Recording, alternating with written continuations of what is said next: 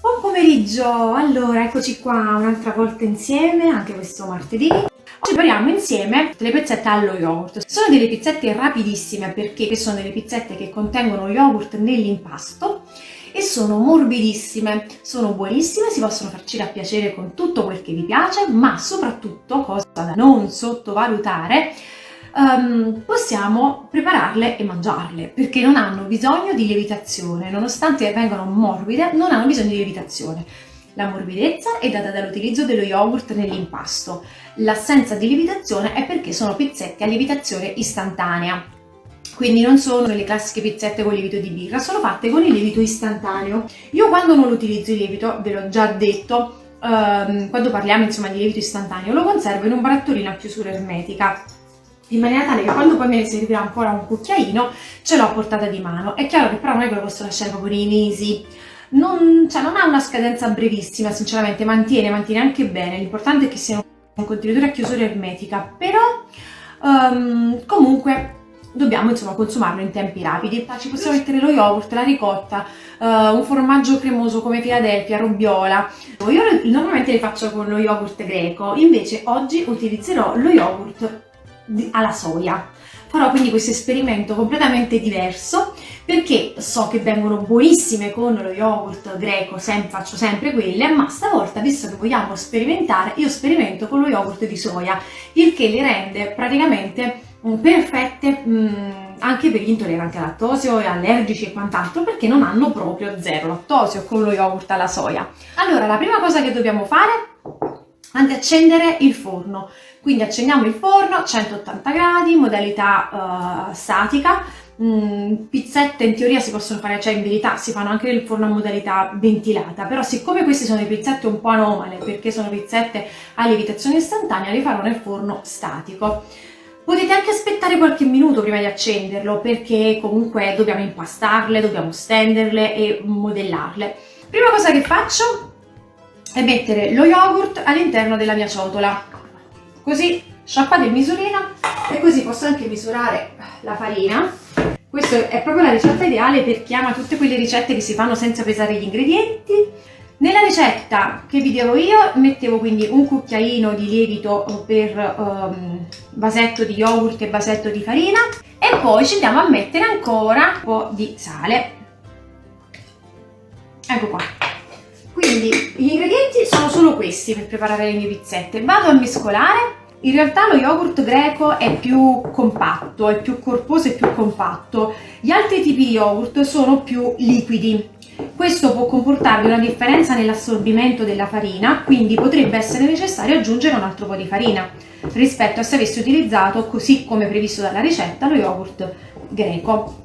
Infatti questa se la vuole altra farina. Ecco qua.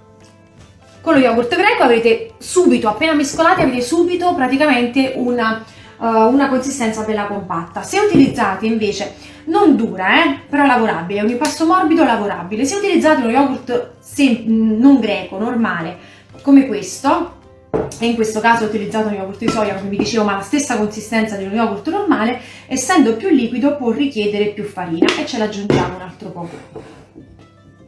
Olè. Quindi come vedete queste sono proprio le pizzette della merenda praticamente, perché sono buone, sono detto fatto, subito sono pronte, subito da mangiare.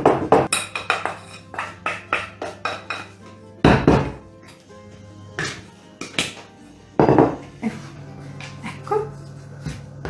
Allora, il mio impasto è venuto così, morbido.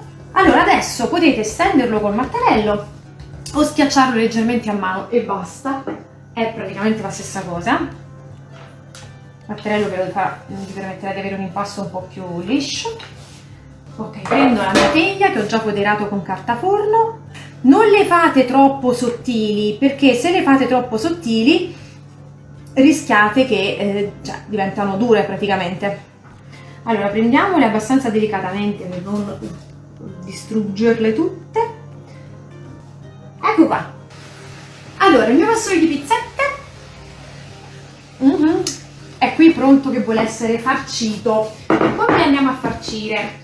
La farcitura è a libera scelta, possiamo utilizzare tutto quello che utilizzeremo nelle classiche pizzette. Allora, potete fare così, o mettete direttamente la passata qui, perché a me piacciono al pomodoro, quindi metto la passata di pomodoro sopra, o ce la mettete direttamente, avete visto come ho fatto? Sì, si è visto. Oppure potete fare un'altra cosina, potete fare un pochino di pressione al centro con il ditino e lasciare i bordini un po' più alti, perché in questo modo il pomodoro resta più concentrato verso il centro.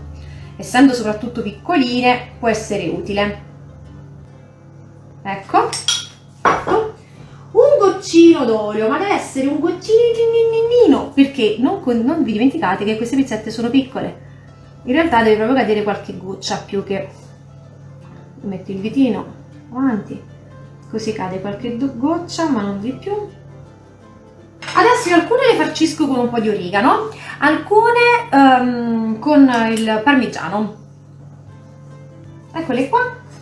E non ci resta che farcirle a piacere.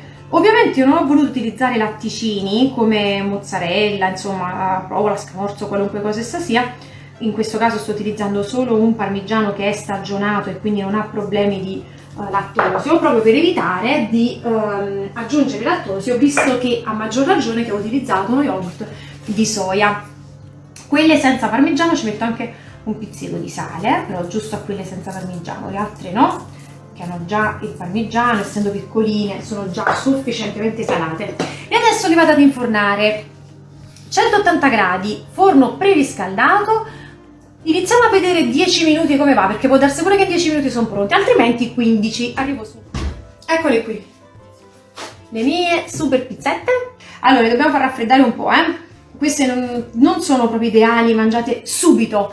Aspettate qualche minutino che si intiepidiscano, perché rispetto alle pizzette lievitate, queste se le toccate subito e le mordete subito si schiacceranno.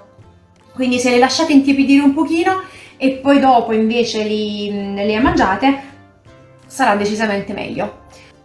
Ah, scotta, scotta, scotta ancora tanto. Eccola qua. Non so se la vedi. Guarda, è così morbidosa. Buonissime. Allora sì, preparare questa sera, fammi sapere come vengono, fammi sapere cosa ne pensi, se vi è piaciuta questa ricetta. Io vi aspetto di vedere le vostre foto delle vostre pizzette